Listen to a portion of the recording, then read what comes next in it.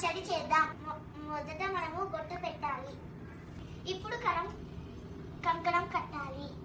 కావలసిన వస్తువులు: వేప పువ్వు, మామిడికాయ తురుము, మిరియాల పొడి, కొబ్బరి పొడి, బెల్లం పానకం, చింతపండు రసం.